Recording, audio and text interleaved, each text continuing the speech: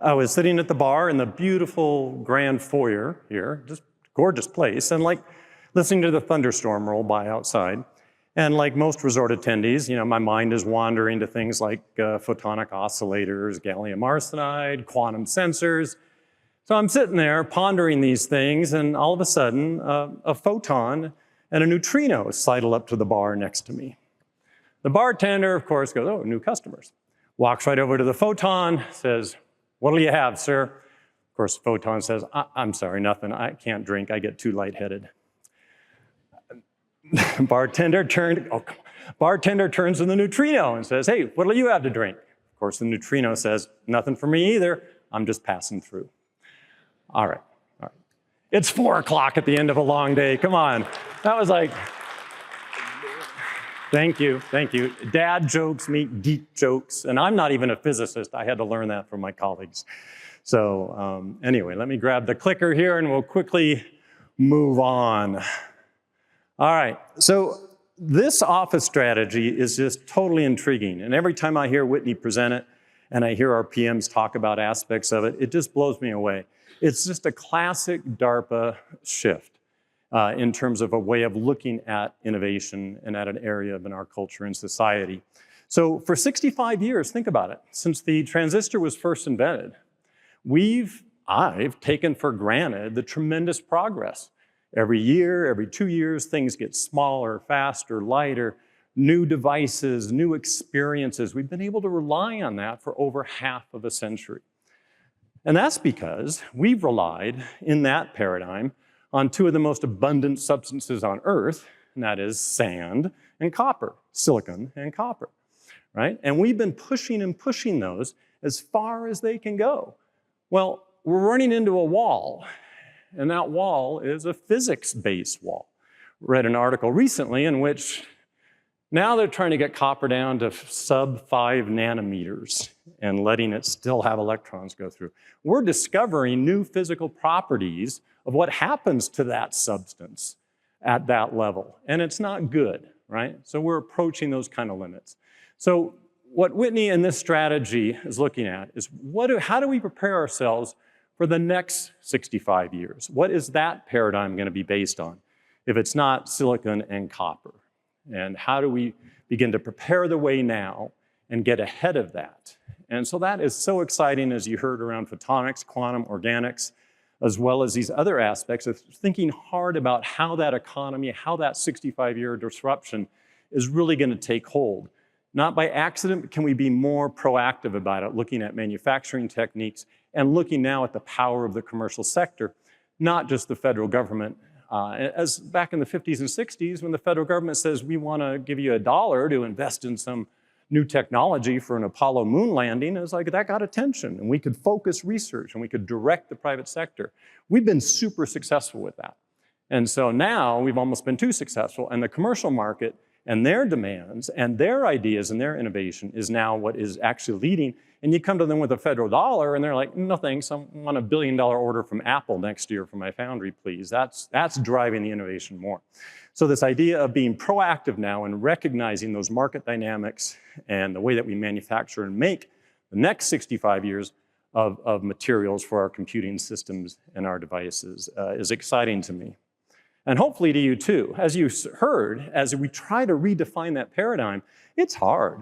I mean, anytime you're dealt with a blank sheet of paper or a blank whiteboard, it is really hard. And that's what we're facing. And yet you see these people today, amazing PMs from all different backgrounds, and they are facing that with courage and really asking those questions. And it's not easy. I mean, every day in the office, we're really working at unwrapping and asking the hard questions of ourselves and getting rid of our own assumptions based on silicon and copper and 65 years of that, of what can we do to pursue that. So if we had a chance and had microphones out there, I'd love to hear from you what some of the things that stood out in terms of the many ideas you saw. I was super excited, and hopefully you were too on some of those.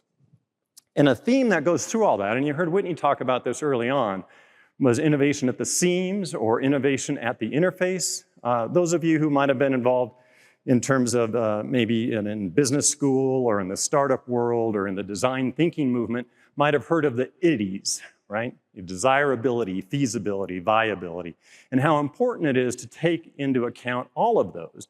And innovation often happens, or only will happen, when all three of those align, and it's at that interface of those three Venn diagrams that, for example, a venture capitalist will know that a startup actually has a chance of making an impact, right? So in our case, as we think about, well, let me just go back there real quick. So as you think about these and translating it to DARPA and MTO in particular, obviously we got the technology that you saw with our strategy around photonics and quantum.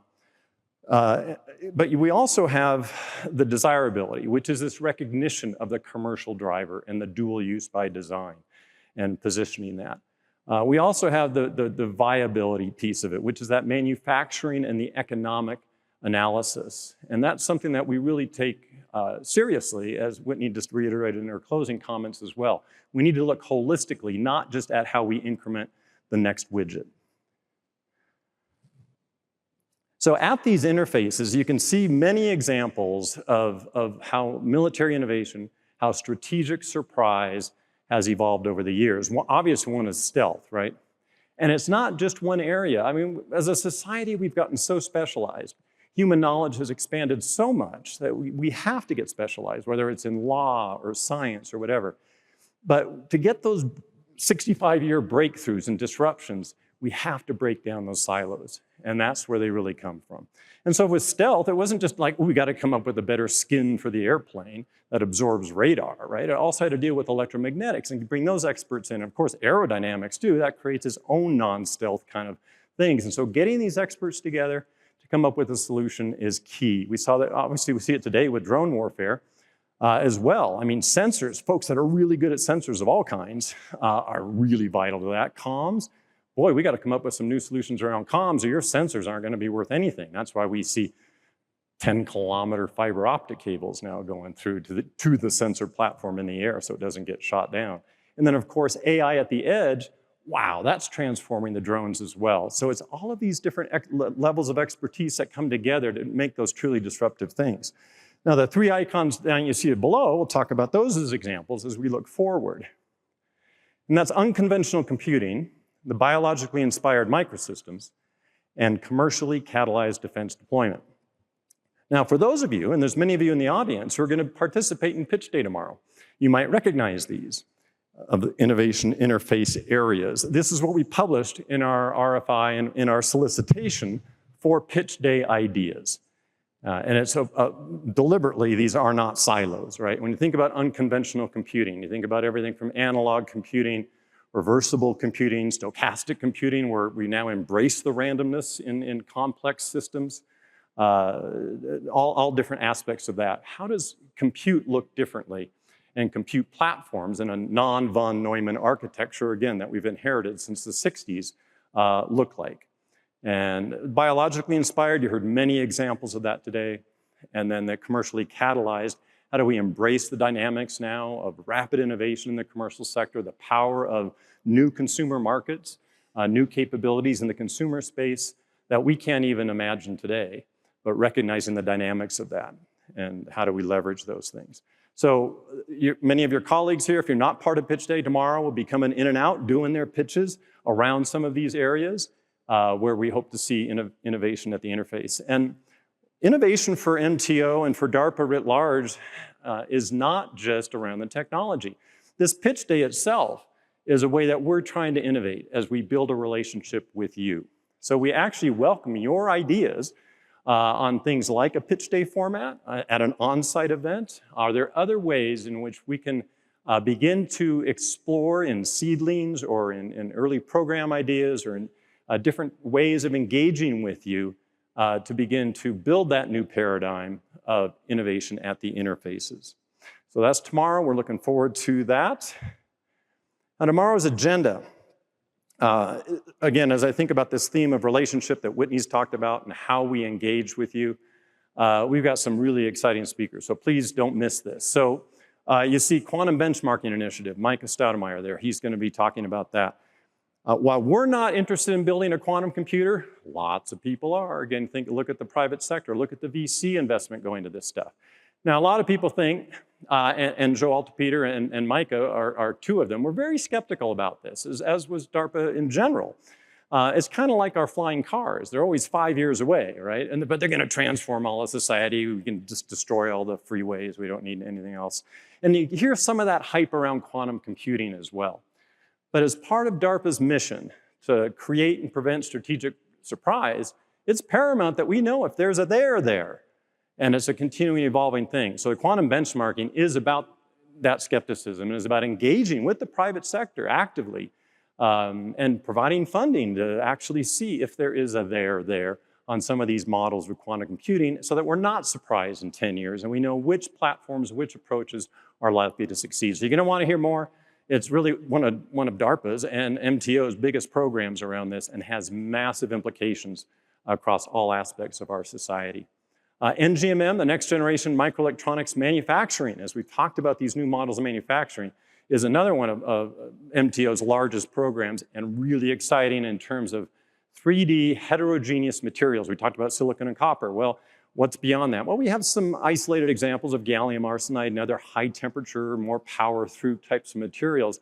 But the future is really going to be even more complicated than that when some of our PMs are very successful in maybe even creating novel materials that can be integrated in stacks that are doing, with photonics, that are doing crazy things that we can't imagine, capabilities that we can't even imagine today with current materials. And NGMM is going to be the place that allows innovators like yourself to do rapid early prototyping with those kind of mixed materials and to envision a type of microsystem that's never been created before and to actually be able to produce it without waiting in line for TSMC for 2 years if you could even get their attention, right? So really excited about that. Encourage you to stay for that and listen.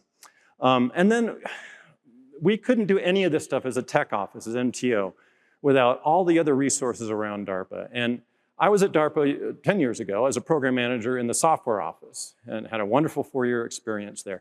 And just in that time frame, DARPA has really evolved in its effort to support the performer community and innovators like yourself, recognizing kind of hints and some of the struggles that each individual tech office had over the years, and they've now consolidated some of these things and added more resources.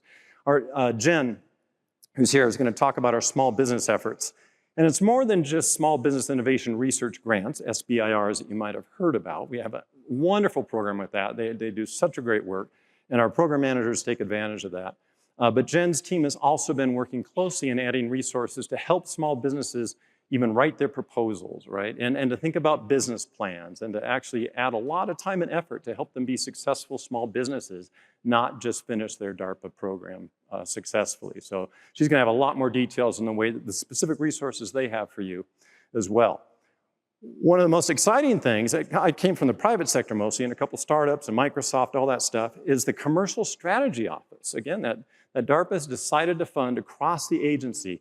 Really exciting. You don't want to miss this. So John comes from industry and the investment world, and he's going to talk about some of the literally billions of dollars that they've gone out in terms of family funds, venture capitalists, private equity firms, and that are interested in helping national security and DARPA performers in particular.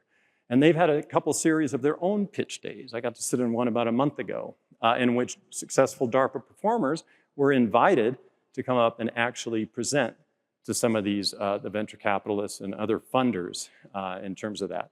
You know, as Whitney said, economic security is national security. It doesn't do us any good if you guys finish a great prototype but aren't able then to springboard that. Certainly our national security, our defense efforts don't benefit if you never are able to grow and make that into a market. So exciting to hear more about the details. You might even have a chance to have a paid-for embedded entrepreneur advisor at your firm for a year to help you take your successful DARPA prototype and go further and transition it into the broader defense marketplace. So, and DARPA Connect, a great program, again, wasn't there when I was a PM. And it's a ton of resources. They have a whole curriculum of videos from everything, you know, how to write your proposal, what is an OTA. They have monthly videos where they highlight different tech offices and different PMs with their interests. So I would really encourage you to listen to all those resources and sign up. And DARPA Connect also has physical geographic pop-up events where you'll actually have PMs come to meet in person and get a chance to engage with them near your hometown. So wonderful program.